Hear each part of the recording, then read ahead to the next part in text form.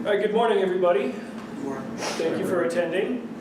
I am Graham Bradley, the real Graham Bradley. Some other guy has GrahamBradley.com, but he's an imposter. That's why I operate under dreadpennies.com.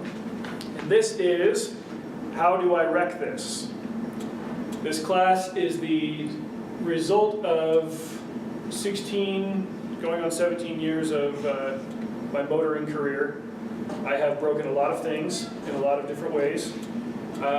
Only about half of the images that you're going to see across the next 50 slides were images that I had to steal off of the internet. The rest of them are from mechanical mishaps or accidents that I have been a part of. But I'm accident-free for, well, if they're work accidents, I guess those don't count. It's been a long time since I screwed something up really bad. I did have one job where my nickname was Tank, which sounds really cool, except they called me that because I popped the fuel tank on a semi-truck twice. And it caused an emergency, but I had a really cool boss. As long as I bought everybody donuts the next day, he didn't mind having to, stay after hours to patch it up. But yeah, we're going to talk about, well, we'll get into it. I did slides and I practiced this. I did one run through with my wife last night. It's like my plan was to just hammer through all these slides in 40 minutes and leave time for Q&A, but I got through all the slides in like 25. So it's that, okay, what I'm going to do is go through these slow. If you guys want to stop and have a question or a quick discussion about something, be my guest, and we'll see how it goes. But what we're going to do, we're going to cover some automotive basics. How many of you are motorheads or car fans, or you know all the terminology and all that stuff about them? I mean, raise your hands if we got any sort of. Okay, good. I'm glad I did this then, because we're going to just cover some basic vocab and help you to understand a couple of things, so that when you go to write about them, you know which words to use in what place. There are a couple of instances where I'll go into just a little bit more technical detail, but I tried to keep it, on an introductory level so it doesn't go over your head or swamp you with useless information. We are going to cover a wide variety of vehicles, and then any questions you have left at the end, we'll get into them. So with automotive terminology, you've heard of torque, you've heard of horsepower. Torque is how much a vehicle can pull or tow, and horsepower determines kind of how fast it can go. You'll see trucks advertised based on their torque. You'll see supercars advertised based on their horsepower. This truck, for example, would probably have 300 horsepower but 500 pounds of torque, whereas this Lambo would probably have 600 horsepower but only 400 pounds of torque. Depends on how they build it, the kind of gears they put into it and what it really needs to do. A Ram truck is going to need to pull something heavy. A Lamborghini just needs to go fast. Carburetors versus fuel injection. These are big clumsy words you've heard before. Also, if I go too fast and you can't take notes quick enough, I'm going to leave my email address at the end. If you want, I can just email you guys this presentation too, so don't get too bogged down and write stuff down if you don't want to. The difference between a carbureted engine and a fuel injection engine is like the difference between an analog watch and a digital watch. The carbureted engine is going to be a lot simpler. It'll be easier to fix. A lot of times you can keep a toolbox in the trunk of your car, and if something goes wrong, you can put it back together real quick on the roadside, depending on what goes. Whereas a fuel-injected engine, that's where you get your computerized stuff. It's a lot more technical. But fuel-injected engines are more efficient. They'll start up a lot more reliably, and they don't waste as much fuel. The last carbureted vehicle to be sold, straight off the lot in the United States, was a 1992 Subaru. All the car makers now make fuel-injected engines. Front, mid, and rear engine. 95% of vehicles that you see outside are going to be front-engine vehicles like this Chevy Impala here, or like just about anything else. This picture here on the right is from a 1964 Ford Econoline. I actually had one of these for a while when I was 18. Gigantic piece of crap. That little center console there you see is the hood. It's a flat-faced van, kind of like a Volkswagen bus, and the engine sits between the driver and the passenger. It makes a lot of noise. And if something breaks, you're going to know about it real fast. Also, there's only about an 1/8 of an inch thick piece of sheet metal between your knees and anything you run into. So those aren't too well engineered for safety, but back in the 60s, they didn't care about that too much. So that's a front engine. A mid-engine vehicle is going to be one where the engine is sort of towards the back here, but it's still in front of the rear axle. This is pretty uncommon. You're going to see them in Porsches and Acuras and those kinds of fast sports cars, but it's a pretty particular configuration, they don't really do it a whole lot. And then you'll see some vehicles that are rear engine. The left picture is the back of a Volkswagen bus, that's the engine compartment, and that's a Volkswagen Beetle. The reason they build it that way is so that they don't have to do a whole lot of engineering up front for the motor, and then engineering in the back for the axle and the drivetrain underneath. It just keeps most of the complex moving parts there at the back. The trunk is in the front of that Volkswagen Beetle. If you run into something, you are probably going to hit it personally and not just with your car. It smashes straight into the cab. So there's a big safety consideration as to why they stopped doing that. First, they built it for engineering efficiency, and then they changed it for motor safety when people started caring about stuff like drivers dying. Front, rear, and all-wheel drive. If you were to lift the car up off of the ground and then hit the gas pedal, this determines which wheels would be turning. A front-wheel drive car, it's the front wheels that turn, rear wheel, and then all-wheel drive. The reason this is important is because the type of drive that your vehicle has determines how it will handle. If you have your awesome hero Joe protagonist has to hijack a car and he steals an 04 Chevy Impala and steps on the gas and peels out and does a wheelie, you're going to have a problem because it's the front wheels that drive on that car. If it's important enough for what you're writing, make sure you do a quick bit of research on whatever your protagonist is driving and write it accordingly. Fuel types. You guys know the difference between gas and diesel? If you put diesel in a gas car, you're going to have a bad time, and vice versa. Gasoline cars are more common in the Americas. Diesel cars are more common in Europe, including small little passenger cars. Here you say diesel and somebody thinks big truck. Over there, it's a lot more common. And then ethanol, it's basically they take liquefied corn that's fermented and got a little bit of alcohol content to it. Back in Ireland, they call that whiskey. And they add it to fuel to kind of water it down so it still burns, but you don't have to use as much gasoline. Nowadays, you got to pay more money to get gas that doesn't have ethanol in it because it's subsidized by the government. It's stupid, but yes. On the like front wheel, all wheel, rear wheel drive one. Yeah. Which car is worst in snow and ice? It kind of depends on how you drive, but me personally, if I'm in snow, I would prefer all-wheel drive. Front or rear. If you hit an ice patch up front, you're gonna front or rear. If you hit an ice patch on the drive axle, you're gonna slide. Right. All-wheel drive, you'll have a little bit more control and stability, and you'll recover a little bit more quickly. Say your back starts sliding because you hit an ice patch while you're turning or something. The fact that your front tires are on asphalt doesn't make any difference because your drive tires are going to be the one spinning. But if you've got all-wheel drive, whichever tire has grip is going to be the one that stabilizes you. I drive a front-wheel drive car now. Most of the ones I drove growing up were rear wheel, and I had a Subaru for about 4 or 5 years. That was amazing. All-wheel drive, loved it. Had to get rid of it after I got married. My wife didn't want to drive stick. Don't blame her. But also the AC went out. We lived in Vegas, and that's bad combo. Chemically, the difference is that with gas, you've got to ignite it. With diesel, you've got to get it under pressure, and then putting it under pressure is what makes it explode. Gas vehicles tend to be faster, but diesel tends to pull more weight. Diesel does get better gas mileage, but the reason why vehicles all across the world aren't diesel is because it is loud and it is dirty. It's very bad for the air. Crude oil, black bubbly stuff they pull out of the ground. They put it through an intense chemical process like they do at the refineries up in Salt Lake, and they extract gasoline from it. What's left over can be broken down into a couple of other products, but this guy here, who off diesel, figured out how to make another fuel type from it. It used to be a lot cheaper than gas, but different laws and environmental considerations have made it more expensive so that people would only buy it if they needed it for a vehicle that was going to require more pulling power. He says there in German, "You are welcome, motorists." Who knows what a transmission is? Yes. Okay. So the motor generates the power. The transmission has the gears in it that puts all that power to the rear wheels. Automatic transmissions do all the work for you in terms of shifting. Manual transmissions, you got to do it yourself. The advantage is that with a manual, you can determine what gear you're in.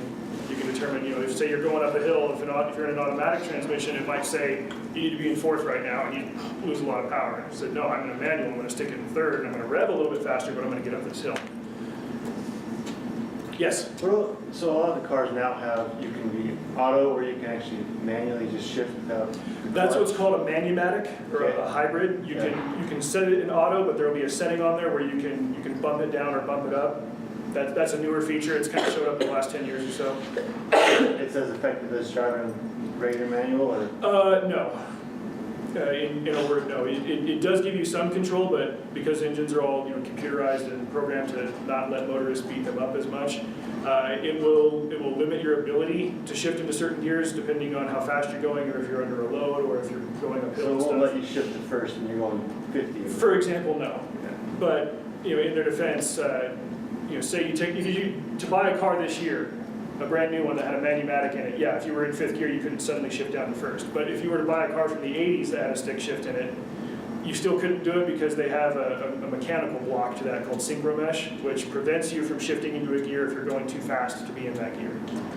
But that's where you get that grinding sound. So you're in the wrong speed for that gear. But motorists aren't as mechanically inclined as motorists of yesteryear. There are also a lot more people driving cars, different types of people driving cars now that we're driving, versus in the 60s and 70s. So that's why they had to make those technical considerations. These shifter types here, an automatic transmission, most commonly that you guys have seen up there in the top left corner. The shifter is just there on the column. You stick it from park to drive and you go. Other automatics sometimes have the shifter on the floor. Top right, have you ever seen a 3 on the tree? You know what it is? Plymouth Valiant. Yeah, those old 69. 59 Rambler, 64 Econoline. I had 2 cars with a 3 on the tree. The shifter is on the column like an automatic, but it has a clutch, and you've got to shift from 1st to 2nd to 3rd. It's weird, it's disconcerting. You get back into a regular automatic, you might screw it up after that. But that is, you'll only really see that on cars from the 40s, 50s, 60s. They kind of stopped doing it after that. Paddle shifters on the bottom left, they're just little paddles that are right behind the steering wheel, so you don't have to take your hand off and shift where you're going. They'll have those on fancier cars, Maserati, Ferrari, Lamborghini, anything Italian, big high performance stuff. Downshift on the left, upshift on the right. It helps you to kind of be seamless and keep 2 hands on the wheel and control where you're going 200 miles per hour. And with those, is there still a clutch pedal? Some of them, yes. Some, Others are just kind of automated to keep you from having to shift so much. But they know that hardcore motorists who have that kind of money to throw around on a $300,000 car in Europe are going to still want to feel like they're in control when they're shifting and using the clutch. So again, if your character is going to drive a specific model of car, you can pretty much Google it up or look it up on the manufacturer's website, and it'll tell you what kind of features it has, so you know whether it's got a clutch or not. And then there's your standard stick shift, usually a 4 or 5 speed. That one's a 5 speed. And then the 6th slot there is for your 1 single reverse gear. We'll come back to that 1 single reverse gear later on. Yes. So my dad wanted me to ask, if a character knows how to drive a stick shift, a manual transmission, can they feasibly jump in and drive a semi-truck? No. No, okay. There is a different skill set to that. I'm glad you asked, because we'll get into that, because there is a semi-truck section on here later. Aside from the shift pattern being different and the shift method being different on the stick, you have to operate the clutch different on a semi-truck, especially when you're downshifting. When I was in trucking school, that was the hardest thing for some guys to learn behind the wheel is downshifting and getting the clutch right. And that test truck that the students had to drive, that core transmission must have been beat to crap. The gears were probably all just rounded golf balls at some point because all the hard edges had been showing off of them. One thing I wanted to highlight here, the reason why we're going through these details and the importance of authenticity, I run a series of book reviews on my blog called Trucker Man Reads Girly Books. And occasionally I'll pick up a girly book from the library and I'll read it, and if I get into it, I'll put a review up on it. I enjoy the incongruity of it. This one here was co-written by Jenny Han and Siobhan Vivian, and it's a series about these 3 girls that kind of come from different social classes in high school, and they team up to get revenge on a bunch of people that have wronged them. This tough girl here on the left, Kat, talks at one point about letting the air out of a guy's tires.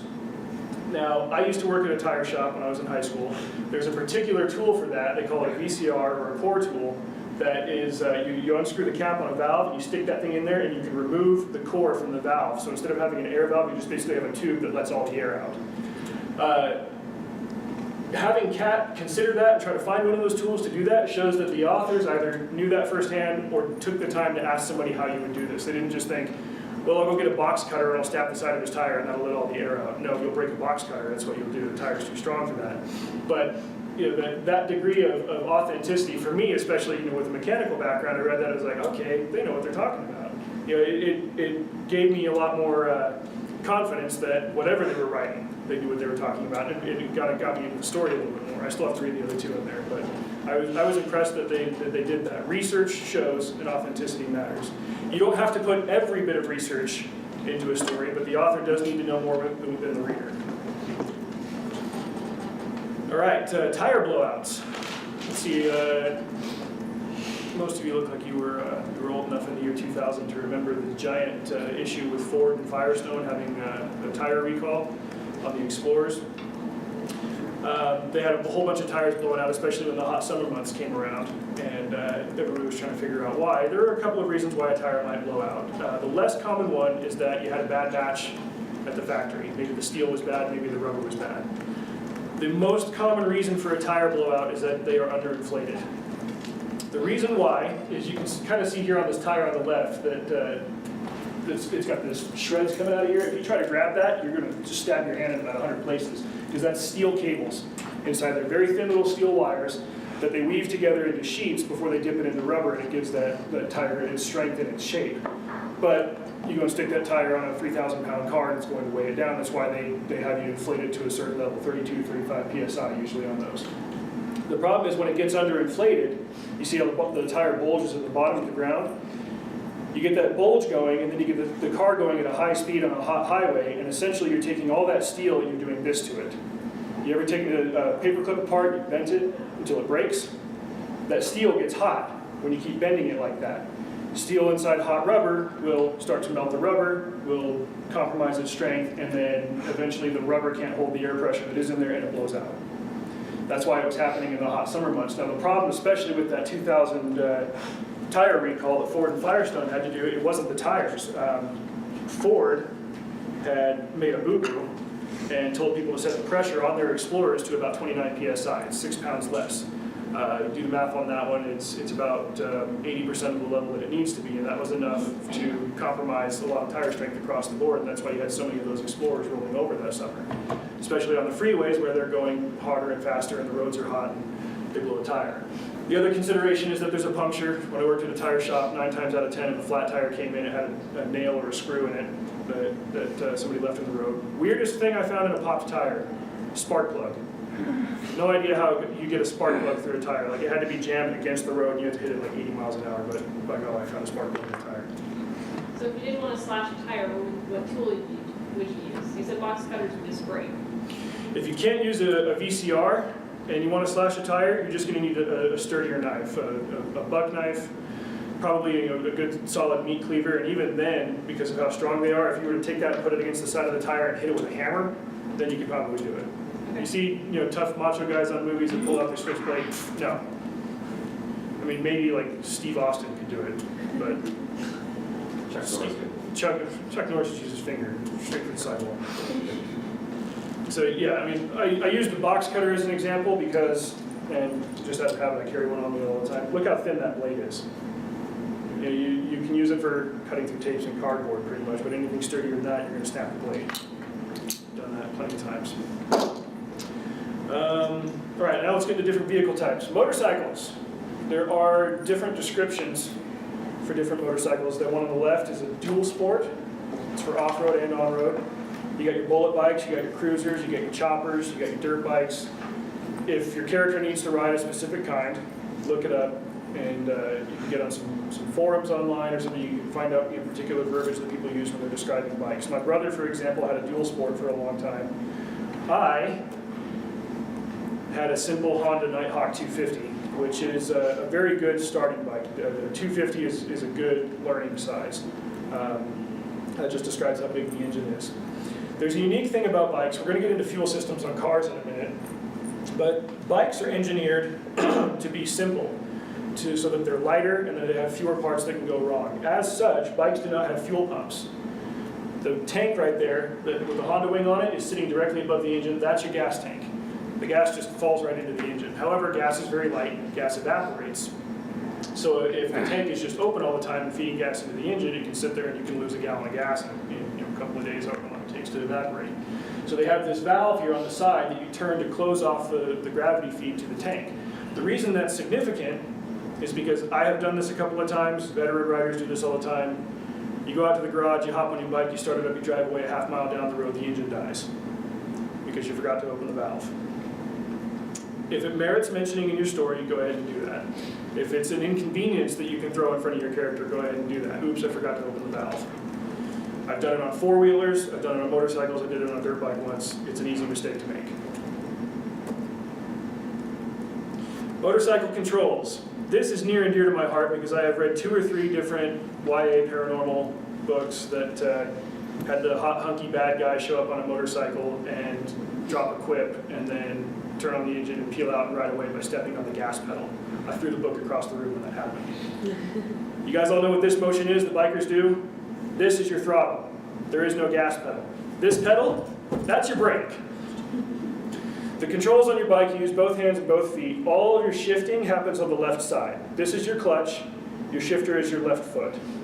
This is your front brake, this is your rear brake, and this is your throttle.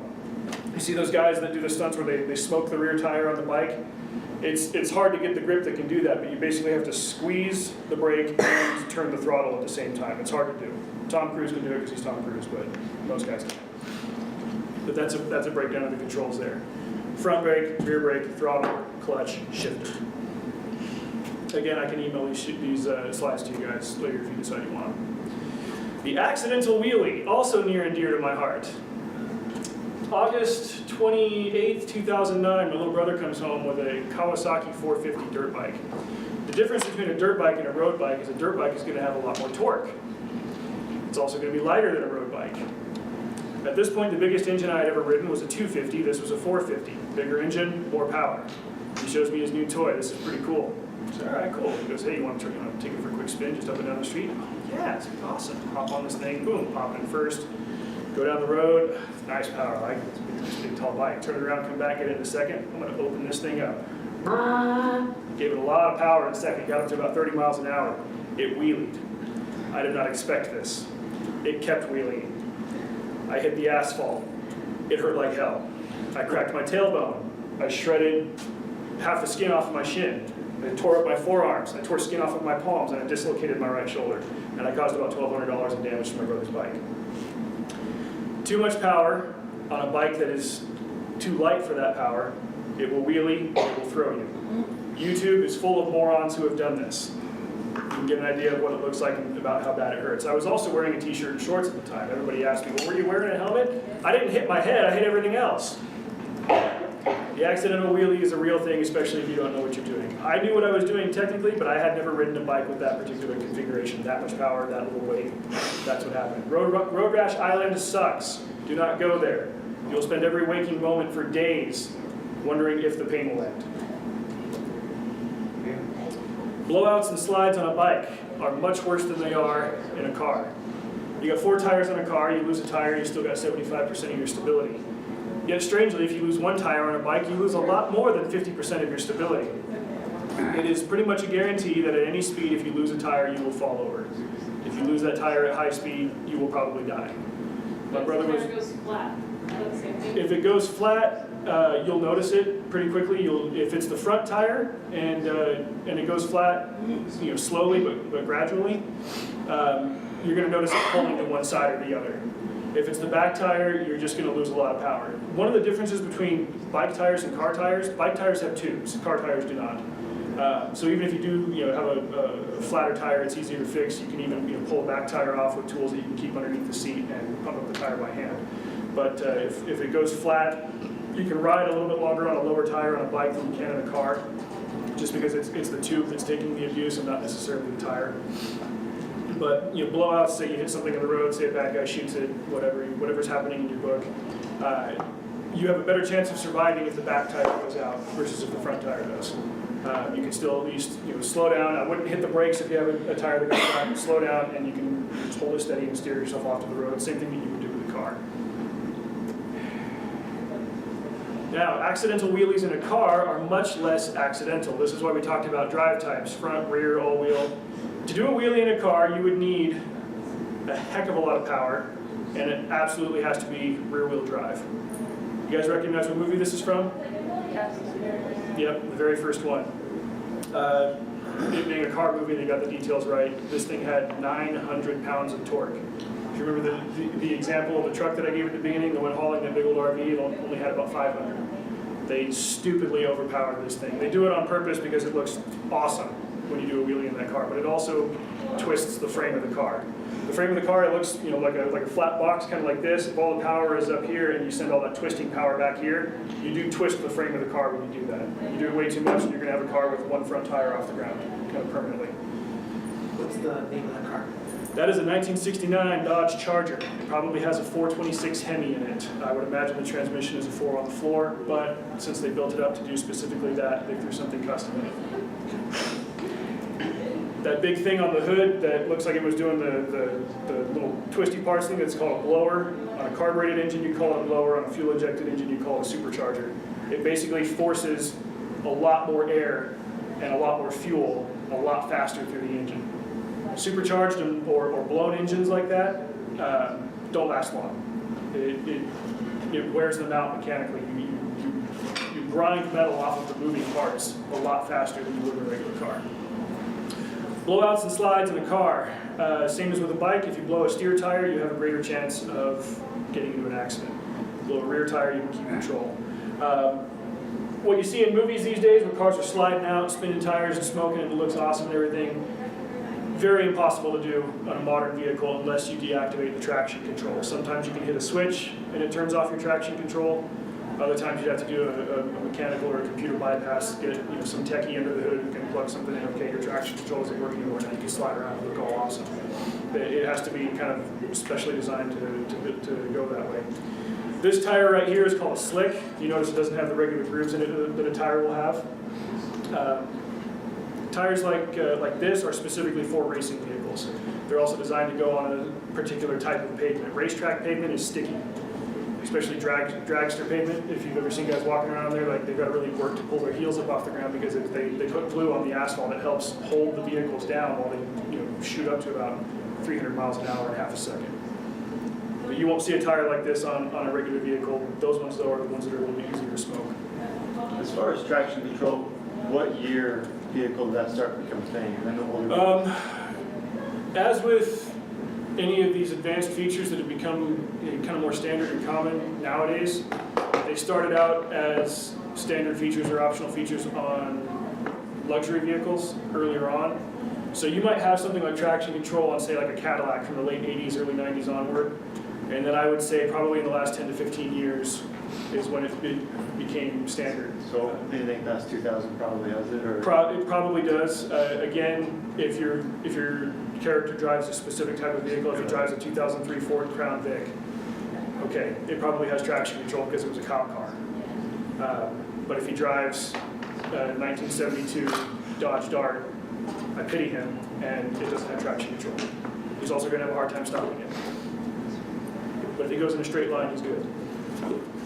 Car fuel systems. Like with the bike, it just drops into the engine. With the car, you keep the tank under the back of the car. There's a pump that sits on top and pumps the fuel up to the engine. If you wanted to compromise that, you could snip a fuel line.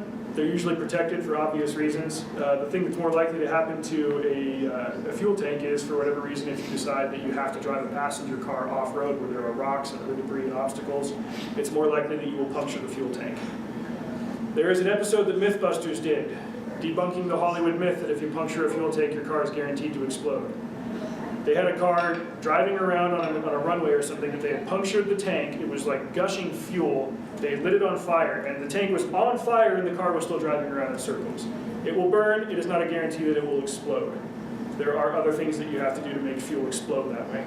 You have to mix it with other things, or you have to atomize it with air. The vapors in fuel are what is explosive. The liquid is just flammable.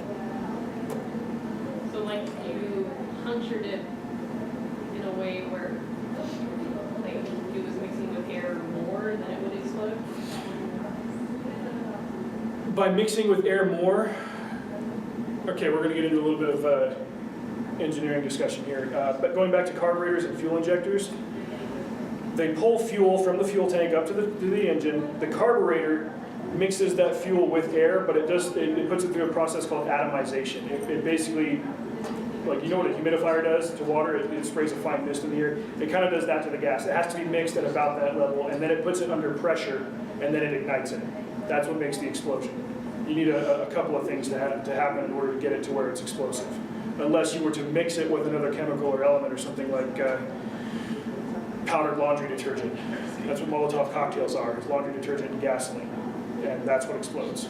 It's also very hard to put out. So a car can be on fire, but it won't necessarily explode? Unless you found a way to drop a grenade in the gas tank, yeah. It can be on fire. I would recommend looking up that episode on YouTube or wherever you can find it, that episode of Mythbusters, so you can see what they did to try to get a vehicle to blow up. Something else that can happen to a vehicle if you need to get it stuck, you can get high-centered on an object. Like this guy who I cannot explain for the life of me why he decided to drive a Jeep over a headache ball there. Or this guy in his Mazda RX-8 who decided he was too cool to put it in reverse and just go over the curb there.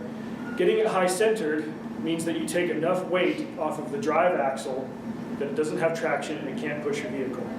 This looks like the rear tires are on the ground on this Mazda on the right, but enough weight is being held up by the concrete there that those tires are just going to spin.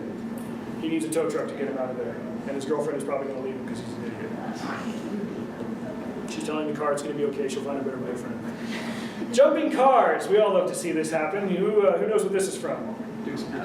Heck yeah, I named my dog Bo Duke. Dukes of Hazzard was a famous show that ran in the 80s for probably 6 or 7 seasons and featured a couple of moonshine and yokels down south in fictional Hazzard County who had a 69 Dodge Charger that they called the General Lee, and they would tick off the cops and go lead them on wild chases through the swamps, through the woods and stuff, and they would usually do an awesome jump like this in every episode, because why not? Throughout the course of that show, which ran I think for about 160 episodes, they wrecked 300 1969 Dodge Chargers. There was a barn somewhere out in the Midwest or out in Kansas where fans of the show rescued about 160 of those. Maybe it was fewer than that. And put them on display in the barn, like this one was wrecked in this episode, this one was wrecked this way. Jumping a car like this, unless it has been specially built with a suspension to handle it, will destroy it. If you go and jump a car off a curb at 20, 30 miles an hour, you're going to do some damage to it, but this is a guaranteed wreck. On average, they wrecked 2 cars per episode, and 2 or 3 of the Plymouths that they used for cop cars. Mopar was very pleased with that show because it boosted sales and got them a sweet promotion deal. So just consider that when you see James Bond drive a BMW off the roof of a parking garage, he is not driving that BMW anywhere else ever again. Rollovers. Guess which one of these I survived? I died in the other one. I'm kidding. No. The Subaru. That was me. The date was wrong on the camera. It was the 16th. It is a lot harder to roll a car than it is to roll an SUV or a truck.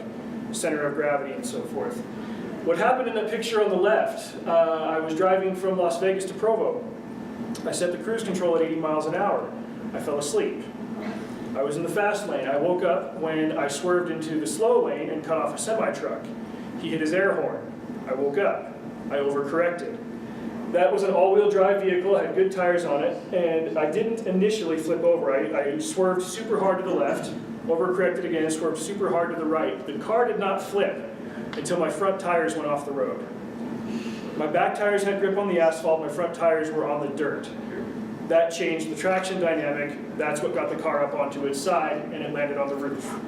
Landing on a roof at 80 miles an hour is very bright, and it is very loud. The airbag did not go off, because there was no front-end collision there. My best friend Matthew Jones was driving through Oklahoma once in his teenage years with his friend Catlin. They were in a Lexus SUV, the one that is the Lexus version of the Toyota Sequoia. Driving through a rainstorm at about 80 miles an hour. They went off the road. They plowed through a barn. They killed a horse and 3 chickens. They ended up in a forest. They kept getting hit by trees. It tore the whole top of the car off. By the time they came to a stop, they were getting rained on, but they were still seatbelted to the car, not a single airbag had gone off.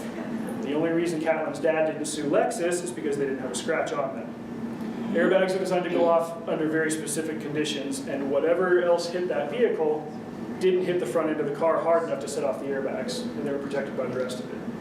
Me, like I said, I woke up enough to overcorrect, and by the time the car ended up on its roof, I closed my eyes, I put my hands in front of my head, or my arms in front of my head and my hands on the roof because I expected the airbag to go off. The car stopped. I was fine. wear your damn seatbelts. Write that down. You weren't injured much in that? I wasn't even sore the next day. You didn't even get whiplash? No. No front end collision. Whiplash happens when you hit the front and get thrown. All the impact was lateral. The only thing that remained in the car other than myself was my computer. Do you mind if I had some? Sure. I hit somebody with my van, 30 miles per hour. My airbags went off because it was a T-bone. And my only injury was the burn from the airbag. Yeah. It was a 3rd-degree burn. It was fantastic. Awesome.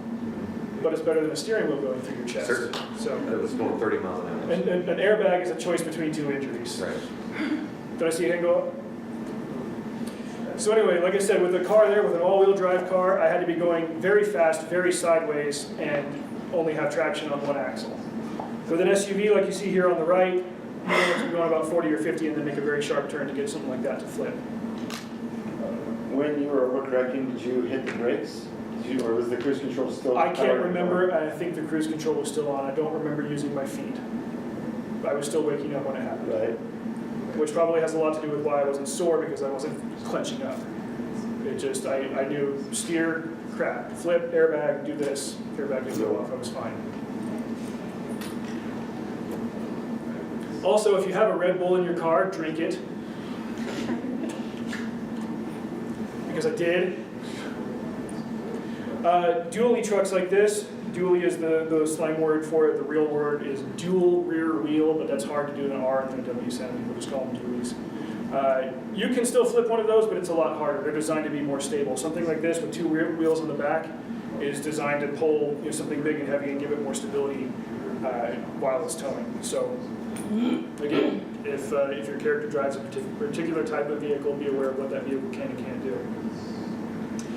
Look at that soft underbelly. Look at all those parts of a car. Suppose you go driving over an obstacle. Again, you might go off-road, you might hop a curb or something. These are all the different things that you can hit, the things that can go wrong. This is the steering linkage. It's very fragile. I was going about 25 or 30 in Idaho once a couple of years ago. It was snowing.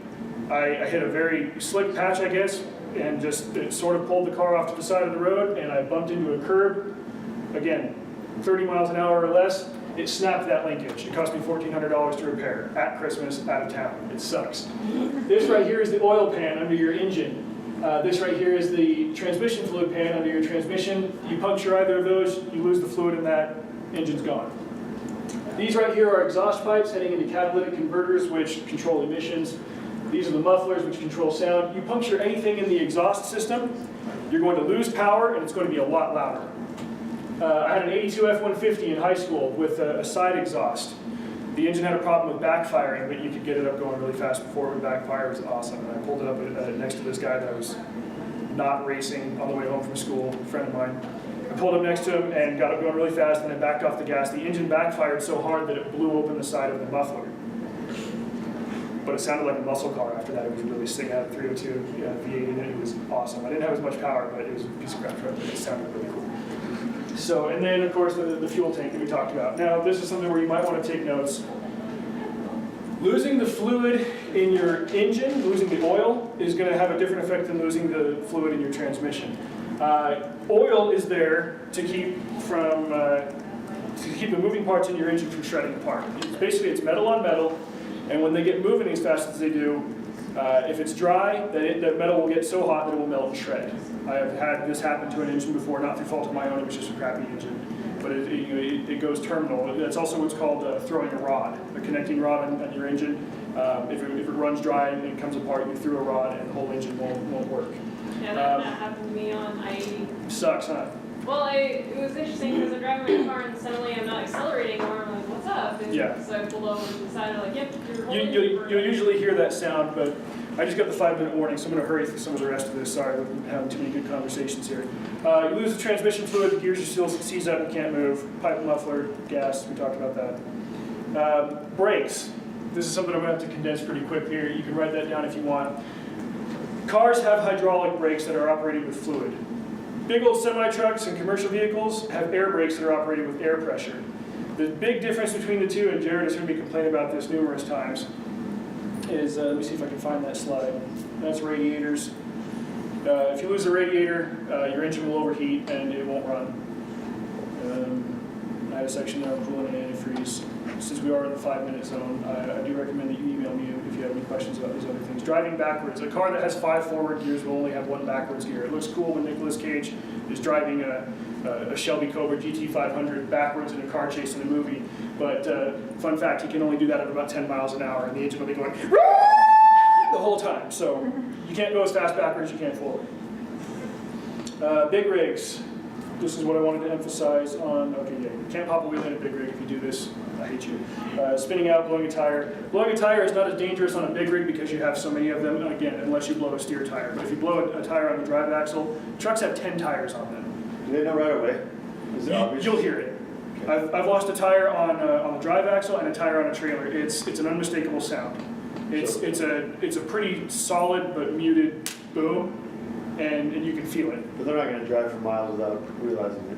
No, unless it's, so you got the tires that are on the outside and the tires on the inside. You could blow it inside and hear it, but maybe not know. I had a trailer that had like 16 tires on the very, very back and 8 tires across 4 axles, or 2 axles in the rear. And I lost one of the very interior tires, and it was on a long haul from Vegas to Reno. And I didn't know about it until I had stopped to get up to get something to eat. I did a quick walk around in the vehicle, and one of the tires was completely shredded off. And it was a big pain to get it all fixed and everything, but I didn't even feel that one. But those ones were very small and at the very back of a very heavy load. With stuff that's even bigger than that, that's why they'll have the chase cars going after them so that they can flag people down and say, hey, don't get in front of this truck or whatever. And if they see one of those tires blow, they can tell the driver. Higher ground clearance, the fuel tanks are on the side, not underneath on a big rig truck. You're not going to run a truck off the road with a passenger car. You're going to wreck your passenger car. Don't have Joe Protagonist steal an Impala and try to run a semi off the road. He's just going to kill himself. This right here, you guys know what this particular part is called? The U part? You ever heard of a 5th wheel hitch? That's what that thing is called. I couldn't tell you why they call it a 5th wheel. I thought all the wheels were on the ground. Basically, it's that U-shaped piece. There's a kingpin hanging off the bottom of the trailer that latches onto that. It is the strongest part of the trailer. I don't care what you've seen in a movie or a TV show, you're not going to have somebody run up to the side of that thing and pull the handle and release the trailer while it's driving. You basically have to park, back into it, and then release it. Unless your character has a lightsaber, then yeah, you can cut it off and all bets are off. But my big pet peeve here that is usually portrayed incorrectly in cinema is how truck brakes work versus how car brakes work. Like I said, fluid in a car, if you snip a brake line in a car and then step on the pedal, all the fluid shoots out and you have no brake pressure. The problem is Hollywood writers tend to think that that works the exact same way with a truck, and it does not. I've seen this in movies, I've seen it in TV shows where everyone was like, oh, we're driving a big rig truck, we're getting away. Oh my gosh, I blew an airline, I've got no brakes. No, if you lose an airline in a truck, the brakes lock up like that. And if you've got to do it in a book, you want to target especially that red line. That's the trailer brake. If you cut that red line that runs between the cab and the trailer brakes will instantly lock up. Well, it might take a couple of seconds, but they'll run out of air. The thing is, the trucks are so big and heavy, the concern is slowing them down, not speeding them up. So they're engineered that way. If it doesn't have air, the truck will slow down and then you can get the air system fixed. Not, oh my gosh, we've got a runaway truck. You don't want to do that. This will also have an effect on how the truck jackknifes. Suppose that the brakes stop working for whatever reason on the trailer, but they still work on the truck. You hit the brakes on just the truck, the trailer's going to be so heavy that it'll keep pushing it, and you get what's called a tractor jackknife, where the tractor, the truck part of it is what's pushed out of control. Whereas, say you cut the brake line here, these brakes lock up, but the truck is still going, those tires aren't going to want to keep going forward, they're going to pull off to one side or the other, and that's where you get a trailer jackknife. It has a different effect. The truck can still be going, but the trailer might pull it off the road, versus the truck tries to stop and the trailer pushes it off the road. Can a jackknife happen? You see in the movies, they just stop really fast because there's an accident and they jackknife? They can still jackknife that way too. That would be more based on, like, suppose that you're putting equal brake pressure on the truck and the trailer, but the trailer's just so heavy that you still jackknife, and the trailer would be the one that goes. Stuff with tracks. If you have an Amazon Prime account, If you've ever watched the Grand Tour, they had an episode where they took something like this out for fun. This is a personal recreational vehicle that some guy had in Saudi Arabia or Abu Dhabi or something because they just got money. Rubber tracks are going to be road legal in some places. They're not going to tear up the road where you go, but that track is going to have some bounce to it, some looseness to it, so if you need to compromise a vehicle like this, aim for the traction axle or the idlers, these wheels, because if you can get that rubber track to pop off of one of them, it'll pop off all around and that thing will lose all of its mobility. We had a little Bobcat mini loader at one of my jobs that was constantly happening to because you know, the rubber track was just worn out, and if it would go off while the thing was going up the hill, we had to get pry bars and crowbars and wrench it back on there. Basically, if the track goes, the whole thing's worthless. It doesn't matter how cool it looks. But if you've got other vehicles that have steel tracks, they will tear up anything they drive over. You drive over asphalt, you will leave lines in the asphalt. This actually happened on a job that I was on last year. This guy was driving the bulldozer, and he just happened to be like right at the edge of a load that he was dozing, and he got high centered on one side, and the ground was soft enough that it gave out on the other, and it rolled over. He was fine.